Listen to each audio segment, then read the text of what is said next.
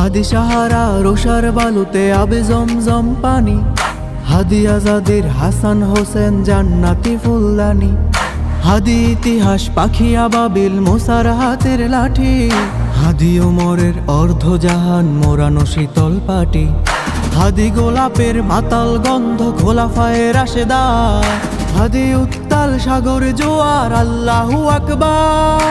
আবু বকরের সিদ্দিকী থেকে আলোর ঝর্ণা এনে, হাদি জেগেছিল তরুণ আলীর সাহসের সুধা টেনে।